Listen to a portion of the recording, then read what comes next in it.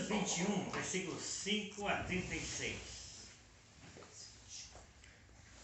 Falavam alguns a respeito do templo, como estava ornado de belas pedras e de dádivas. Então disse Jesus: Vedes estas coisas? Dias virão em que não ficará pedra sobre pedra que não seja derribada. Perguntaram-lhe: Mestre, quando sucederá isto? E que sinal haverá de quando estas coisas estiverem para se cumprir? Respondeu ele: Vede que não sejais enganados, porque muitos virão em meu nome, dizendo: Sou eu. E também: Chegou a hora, não o sigais. Quando ouvirdes falar de guerras e revoluções, não vos assusteis, pois é necessário que primeiro aconteçam estas coisas, mas o fim não será logo. Então lhes disse: Levantar-se a nação contra a nação e reino contra reino. Haverá grandes terremotos, epidemias e fome em vários lugares, coisas espantosas e também grandes sinais do céu.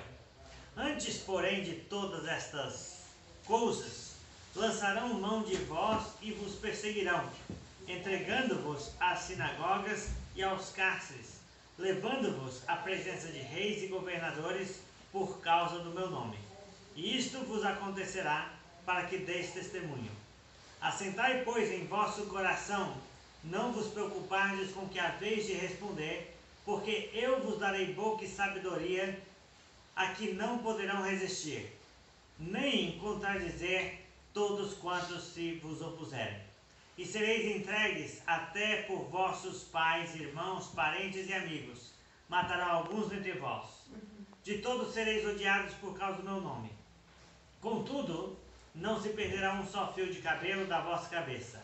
É na vossa perseverança que ganhareis a vossa alma. Quando, porém, virdes Jerusalém sitiada de exércitos, sabeis que está próximo a sua devastação.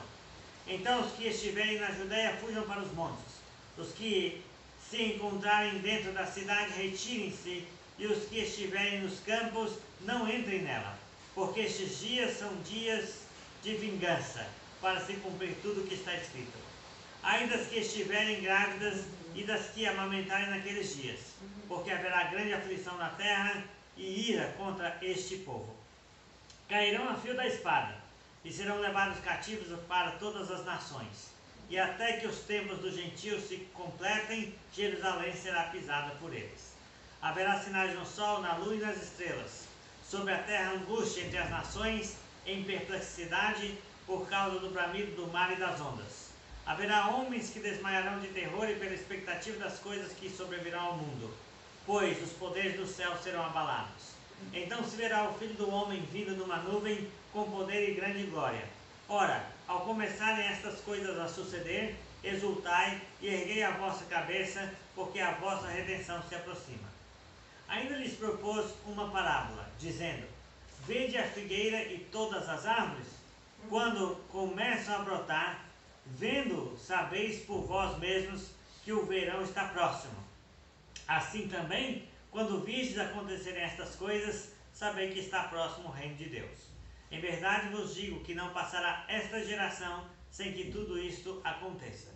Passará o céu e a terra, porém as minhas palavras não passarão.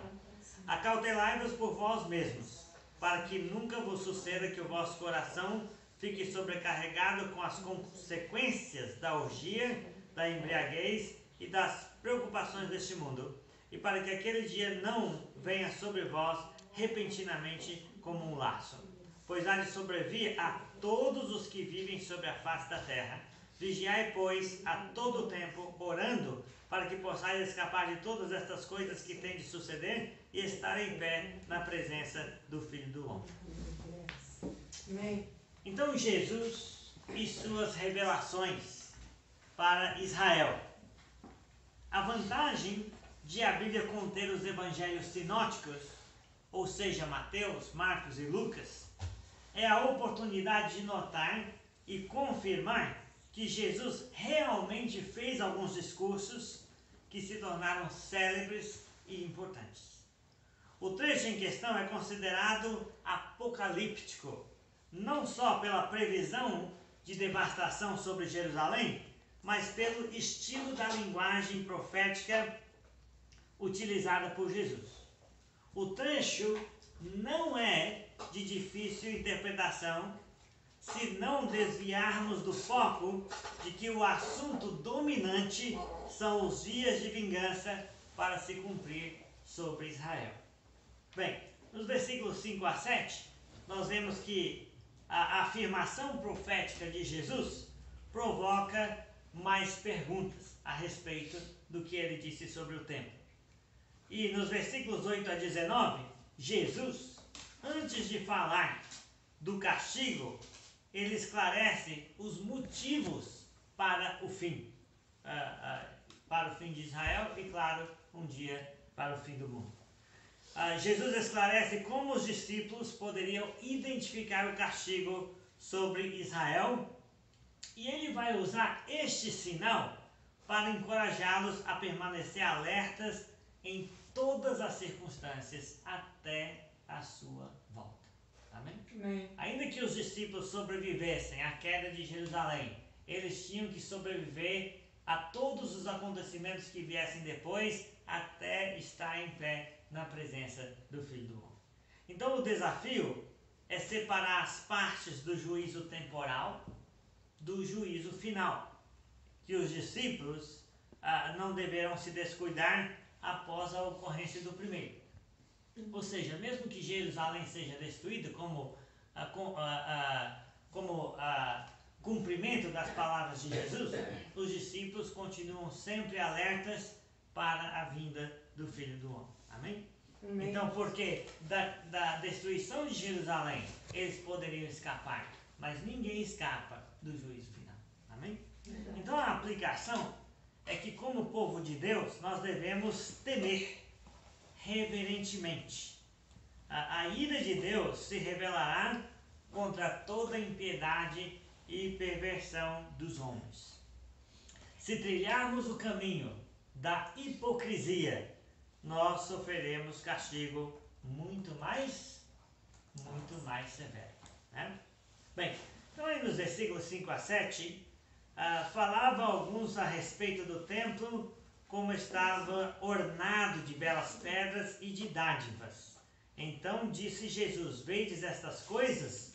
Dias virão em que não ficará pedra sobre pedra que não seja derribada. Perguntaram-lhe: mestre, quando sucederá isto? E que sinal haverá de quando estas coisas estiverem para se cumprir? Está vendo? Então, um fato aqui, e hoje nós experimentamos esta realidade. Deus não mais se serviria de um templo de pedras para habitar entre o seu povo. Amém? Jesus, ele ouviu os judeus elogiarem o seu santuário. E nesta época, o templo funcionava a todo vapor. E o templo vai ser ornado de belas pedras até o ano 64, 2 anos antes de iniciarem as revoltas judaicas. Né? Então as pedras eram belas e algumas pedras tinham até 12 metros de altura.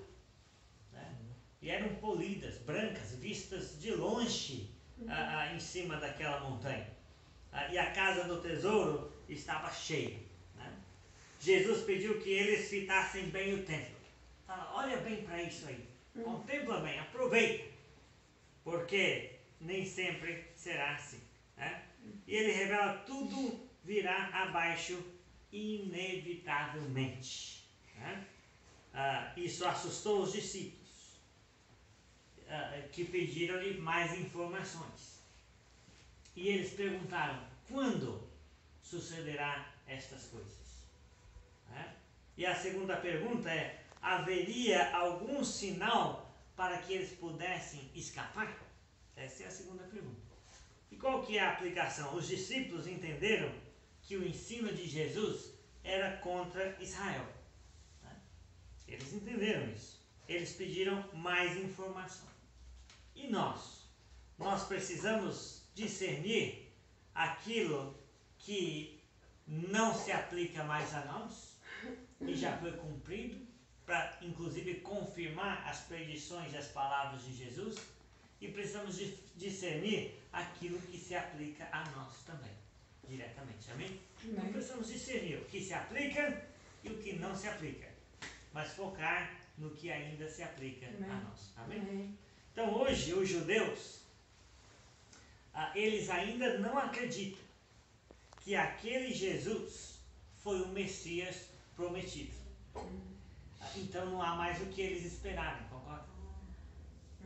Então lhes resta chorar no muro das lamentações, pois do resto do seu antigo templo nada sobrou. Então nós precisamos temer a Deus. Amém? E nos versículos 8 a 19, diz assim, né? Respondeu ele: vede que não sejais enganados, porque muitos virão em meu nome dizendo, sou eu, e também chegou a hora, não o sigais. Quando ouvirdes falar de guerras, revoluções, não assusteis, pois é necessário primeiro acontecer estas coisas, mas o fim não será logo. Então lhes disse: levantar-se a nação contra a nação, reino contra reino, haverá terremotos grandes e epidemias e fomes em vários lugares, coisas espantosas e também grandes sinais nos céus. Antes, porém, de todas estas coisas, lançarão mão de vós e vos perseguirão, entregando-vos às sinagogas e aos cárceres, levando-vos à presença de reis e governadores, por causa do meu nome, e isto vos acontecerá para que deis testemunho. Assentai, pois, em vosso coração, não vos preocupardes com o que haveis de responder, porque eu vos darei boca e sabedoria que não poderão resistir, nem tampouco contradizer tantos quantos se vos opuserem. E sereis entregues até por vossos pais, irmãos, parentes e amigos, e matarão alguns dentre vós. De todos sereis odiados por causa do meu nome. Contudo, não se perderá um só fio do cabelo de vossa cabeça, é na vossa perseverança que ganhareis a vossa alma.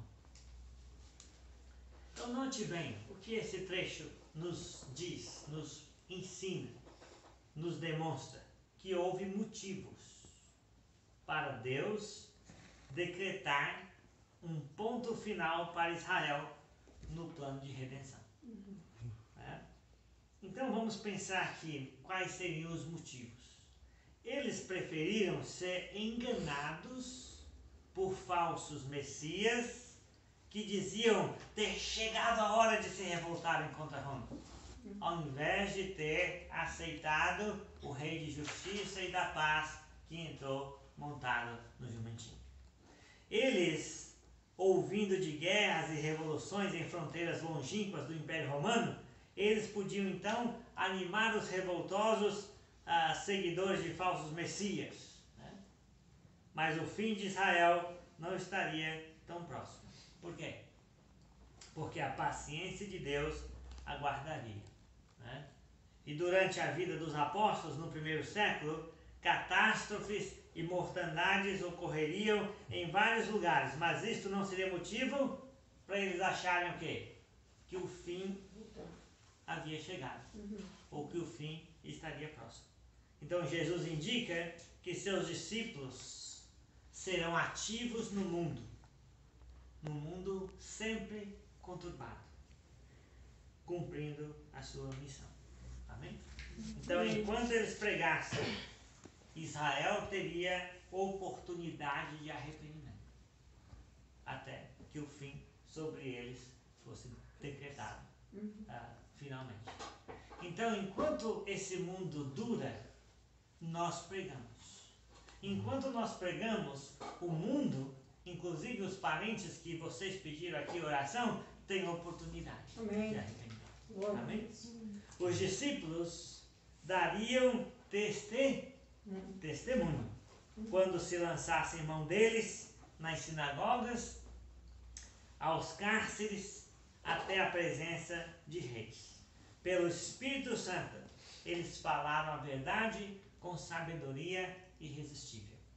E se nós falarmos onde a Bíblia fala e calarmos onde a Bíblia se cala, nós também teremos a capacidade de contrapor a todos. Amém? Amém? Com a palavra de Deus. Então os judeus, porém, os odiariam ainda mais, e os próprios parentes íntimos os entregariam e alguns seriam mortos. Você lembra que Estevão foi apedrejado? Você lembra que os judeus ficaram felizes quando Tiago, filho de Zebedeu, foi cortado a sua cabeça? Né? O irmão de João. Agora outros seriam protegidos em todo o tempo daquela tribulação. Inclusive Pedro foi salvo milagrosamente e o apóstolo Simão, ele também foi um dos que levaram a igreja depois dessa destruição. Né? Então o encorajamento do mestre, né, diz: é na vossa perseverança que ganhareis as vossas almas. Glória a Deus. Portanto, ainda que as coisas piorem para os discípulos, o cristão fiel melhora. O que não é fiel sai fora. Quando as coisas pioram, é até bom que ele saia, porque aí não atrapalha a gente, né? Mas quando as coisas pioram no mundo, o cristão fiel melhora, porque ele persevera. E é na perseverança ele não perde a sua alma. Amém? Então, quanto mais a nação israelita insistisse, mantivesse e aumentasse a sua oposição aos seguidores de Jesus, mais aumentaria a medida dos seus pecados, atraindo o castigo merecido. E qual que é a aplicação? Que nós podemos esperar hostilidade do mundo. Amém? Se você vai ser um cristão e vai dizer que é um cristão em qualquer lugar, então pode esperar hostilidade do mundo por ser um cristão. Mas que você não retroceda. Né? Não retroceda. Amém. Que não retrocedamos para a conservação de nossas almas. Amém. Versículos 20 a 36. Quando, porém, vede Jerusalém sitiada de exércitos, saber que está próxima a sua devastação. Então os que estiverem na Judéia fujam para os montes, e os que se encontrarem dentro da cidade retirem-se dela, e os que estiverem nos campos não entrem nela, porque estes dias são de vingança, para se cumprir tudo o que está escrito. Ai das que estiverem grávidas e das que amamentarem naqueles dias, porque haverá grande aflição na terra e ira contra este povo. Cairão a fio da espada e serão levados cativos para todas as nações, até que os tempos dos gentios se completem. Jerusalém será pisada por eles. Haverá sinais no sol, na lua e nas estrelas sobre a terra. Angústia entre as nações em perplexidade por causa do bramido do mar e das ondas. Haverá homens que desmaiarão de terror pela expectativa das coisas que sobrevirão ao mundo, pois os poderes do céu serão abalados. Então se verá o Filho do Homem vindo numa nuvem com poder e grande glória. Ora, ao começar estas coisas a suceder, exultai e erguei as vossas cabeças, porque a vossa redenção se aproxima. Ainda lhes propôs uma parábola, dizendo: vede a figueira e todas as árvores. Quando começam a brotar, vendo, sabeis por vós mesmos que o verão está próximo. Assim também, quando vistes acontecerem estas coisas, sabei que está próximo o reino de Deus. Em verdade vos digo que não passará esta geração sem que tudo isto aconteça. Passará o céu e a terra, porém as minhas palavras não passarão. Acautelai-vos por vós mesmos, para que nunca vos suceda que o vosso coração fique sobrecarregado com as consequências da orgia, da embriaguez e das preocupações deste mundo, e para que aquele dia não venha sobre vós repentinamente como um laço, pois há de sobrevir a todos os que vivem sobre a face da terra, de toda a terra. Vigiai, pois, a todo tempo, orando, para que possais escapar de todas estas coisas que têm de suceder e estar em pé na presença do Filho do Homem. Então note bem que o castigo sobre Israel não seria o fim. Porque para o judeu, né, bem, se o templo de Deus não vai mais existir, então para eles podiam pensar, então não vai ter nem mais mundo. Mas não era bem assim. O castigo sobre Israel não seria o fim. O mundo continuaria para ver a vinda gloriosa do Filho do Homem. Jerusalém foi sitiada no ano 66 e a sua queda se deu no ano 70 depois de Cristo. Os discípulos avisados, eles não buscariam refúgio na cidade. Por quê? Porque seria o tempo do fim de Israel no eterno propósito de Deus, mas não seria o fim dos tempos. Tempo do fim não quer dizer fim dos tempos, né?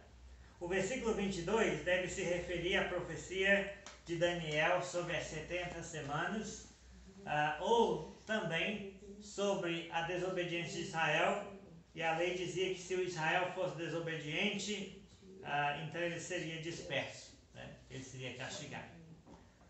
Deus os espalharia novamente. Grande aflição e ira nos tempos de guerra e cerco e queda. Né? Então Jesus descreve aqueles tempos, né, do ano 66 até o ano 70, em que o povo ficou tão cercado, não entrava alimento na cidade, o comércio tinha parado e as mulheres que davam à luz comiam seus próprios filhos. Né? Chegou a acontecer isso dentro desse cerco. Então, para não dividir com os outros, né, que já estavam de olho. E assim por diante. Era uma calamidade total ao ponto do povo ter que ser, né, castigado dessa forma. Então, caíram ao fio da espada os judeus, escravos foram espalhados pelo mundo, né, pelo Império Romano. Tá? Foram levados para as arenas, foram levados para os circos, foram levados para os espetáculos. O tempo dos gentios se completaram no fim das guerras judaicas, que durou um pouco mais depois da destruição de Jerusalém. Né? Enfim, então Jerusalém seria no sentido figurado, os judeus. Enfim. Os versículos 25 e 26 devem ser melhor interpretados como sendo linguagem profética figurada relativas à devastação de Israel. Tá? Ou seja, a linguagem profética apocalíptica simbólica para significar uma mudança permanente no estado de coisas. Tá? Ou seja, após a queda de Israel, nada seria como antes no plano de Deus. Tudo seria modificado. Por isso a ideia de abalo no cosmos, né? Sol, lua, estrelas, terra e mar. Né? Ou seja, Deus mudaria a ordem religiosa das coisas. Seria um sinal de julgamento divino, o que deixaria os homens espantados, alarmados, perplexos diante da grande ira de Deus, que aconteceria sobre o seu próprio povo, pois o cataclisma de Israel tinha implicações espirituais permanentes. Eu espero que você esteja acompanhando os versículos 27 e 28. Eu fiz até 2 leituras aqui, porque eu sei que o contexto exige. Mas os versículos 27 e 28 são de difícil interpretação, havendo uma tendência de entender quase que imediatamente literal, referindo-se à segunda vinda de Cristo no juízo final. Então, se for este o caso, se referir à segunda vinda de Cristo no juízo final, versículo 27 e 28, o contexto pareceria indicar que haveria muitos sinais antecedendo e indicando a segunda vinda de Cristo. O que contradiz outras instruções em Mateus e Marcos, perdendo-se então o elemento surpresa da parúzia, ou da segunda vinda de Cristo. Então, se for, porém, uma maneira figurada de se referir ao juízo castigante do Filho do Homem sobre os que o rejeitaram, essa figura já era conhecida, por exemplo, no Salmo 68, versículo 4, em Isaías 30, 27, onde diz que o Senhor cavalga numa nuvem ligeira, que ele vem nas nuvens para juízo, para julgamento de povos. Então, a ideia da figura nos contextos de julgamento é que os reis vitoriosos vinham montados a cavalos. O Senhor do céu e da terra e o Messias cavalgam sobre grossas nuvens de julgamento implacável. Amém? Então, se o versículo 28 fazer parte do pensamento iniciado aí nos versículos 25 a 27, então essa última interpretação cabe melhor no contexto, pois fala de vários acontecimentos que começariam a suceder, né? E após a queda de Israel, os discípulos poderiam aguardar sua redenção a qualquer tempo. Também após a queda de Israel, os discípulos deixariam de ser perseguidos pelo sistema judaico, libertos de uma opressão por uma geração inteira. Né? Bem, então na continuação do contexto, a ideia da percepção de um juízo temporal indica o teor da parábola do aflorar das árvores. Ou seja, em relação à queda de Jerusalém, os discípulos deviam ficar sempre atentos aos sinais de aproximações sucessivas. Quando cessou o sistema religioso judaico, ligados aos sacrifícios no templo de Jerusalém, então ficaria o quê? Mais evidente que Jesus reina através da igreja. Porque enquanto tinha o templo e a igreja, as pessoas pensavam, né? Judaísmo ou cristianismo? Depois que não tinha mais o judaísmo, então o reino de Deus se tornou prevalente após a queda do sistema judaico. Bem, então o versículo 32 indica que as pessoas que ouviam esta predição de Jesus, elas teriam uma confirmação de que a sua palavra se cumpriria antes dos seus olhos. Amém? Jesus diz: não passará esta geração sem que tudo isso aconteça. Opa, então se a pessoa está ouvindo, vai dizer: eu vou viver e vou ver toda essa calamidade que Jesus está dizendo que vai acontecer. Jesus disse: não sobrará o quê? Uma pedra em cima da outra, de toda essa beleza que você está vendo. Né? Bem, naquele dia era difícil de acreditar nisso, mas o povo atraiu a sua própria condenação, rejeitando Jesus, matando Estevão, matando Tiago, perseguindo a igreja, ao ponto da igreja ter que fugir de Jerusalém. Né? Enfim. Então o versículo 33 que diz, né? Passará o céu e a terra, mas o quê? A minha palavra não passará. Então, depois da queda de Jerusalém, ainda ia ter céu e terra. Né? Mas tudo que Jesus diz é firme e mais permanente do que céus e terra neste mundo. Então o versículo 33 pode funcionar como uma ponte no contexto. Né? Como uma ponte de um contexto imediato, ou seja, a queda de Jerusalém ainda naquela geração, e até que o céu e a terra passem. Né? Ou seja, a perseverança confiante dos discípulos até que o céu e a terra passassem. E aí então ele vai falar diretamente da sua segunda vinda. Os versículos 34 a 36, aí já terminando, são as exortações finais. Jesus se preocupa conosco.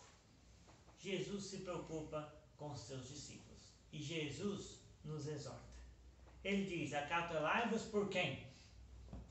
Vós mesmos. Por vós mesmos. Então, eu já sei que Deus vai castigar o mundo, os incrédulos, os ímpios, os perversos. Então, eu preciso tomar conta de quem? De mim. Porque se eu estou em pé, eu tenho que tomar cuidado para não cair. Eu não posso deixar a tristeza me abater. Eu não posso deixar a ansiedade me abater. Eu não posso deixar as frustrações familiares, né? Que às vezes eu quero que tanta gente mude e ninguém muda. Eu quero que tantas circunstâncias mudem e ninguém muda. Eu quero que a cidade muda e não muda. Eu quero que o prefeito mude e não muda. Eu quero que o governo mude e o governo não muda. Eu quero que tanta coisa mude. Mas quem tem que mudar para melhor somos nós. Amém. Porque você não tem garantia de que a sua esposa, o seu marido vai mudar, que vai converter. Você não tem garantia que o próximo governo vai ser melhor, pode ser até pior. Nós não temos garantia de nada. As únicas coisas que Jesus falou é que vai ter fome, vai ter isso, vai ter aquilo, vai ter tribulação, mas nós temos que acautelar por nós mesmos. Então, acautelai-vos por vós mesmos. Preocupe-se com você. Vigie a si mesmo. Vigie as suas fraquezas. Amém? Amém. Tome cuidado. Né? Evite retornar às antigas práticas do pecado. Orgias, embriaguez, interesses mundanos, ansiedades. Né? E até pensar assim, ficar pensando, né, nas consequências do que eu já fiz. Não preocupa com o que você já fez. Amém? Não fica sobrecarregado com culpa se você já se embriagou, se você já andou por caminho. Isso não importa. Importa é esperar o Filho do Homem de pé. Amém. É isso que importa. Amém. Então, não irá valer a pena preocupar com as coisas dessa vida. Amém? Amém. São ilusões passageiras. Né? Aquele dia, note bem, está no singular. Tá? É a segunda vinda de Cristo. Esse dia não pode nos surpreender como uma armadilha mortal. Nós não podemos ficar presos naquele dia. Nós temos que estar em pé na presença do Filho do Homem. A segunda vinda de Cristo, ela vai cair em cima de quem? A segunda vinda de Cristo vai cair em cima de todos os que vivem sobre a face de toda a terra. Aqui ele está falando da sua segunda vinda. E é sem sinais. Não tem sinais. Não tem sinais. É de repente. Não é verdade? Os discípulos não podem cochilar em nenhum tempo. Eles precisam escapar de todas as coisas e ficar de pé quando Jesus voltar. Amém. Então, qual que é a aplicação? Todo juízo temporal na Bíblia parece apontar para um julgamento final e universal. Se houve juízo temporal, vai haver juízo final. Com certeza. Amém. Então, muitas vezes, a própria linguagem bíblica aplicada a um juízo local se pronuncia como se fosse um juízo universal. E aí você já tem uma pista. O Senhor vem julgar a terra. Então nós devemos esperar cada dia pela segunda vinda de Cristo. Amém? Amém. Porque Ele virá julgar a terra. Talvez hoje.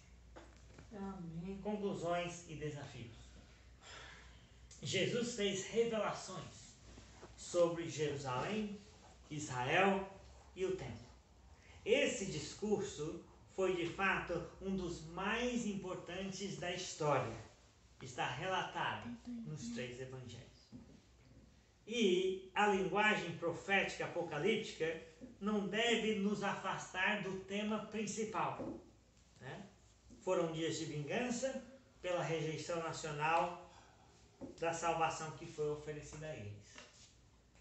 Mas os discípulos permanecem fiéis. Amém. Os discípulos cuidam de si mesmos. Os discípulos perseveram.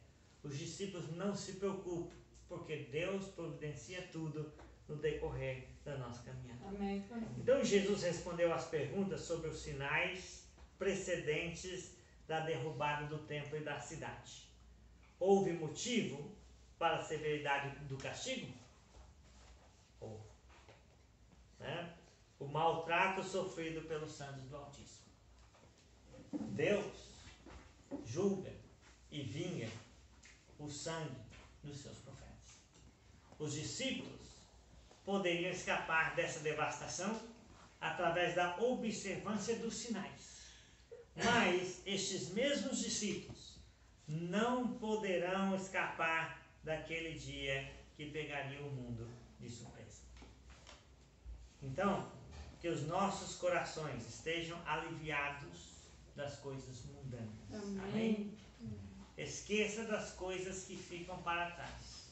Prossiga em direção ao alvo da soberana vocação de Deus em Cristo Jesus.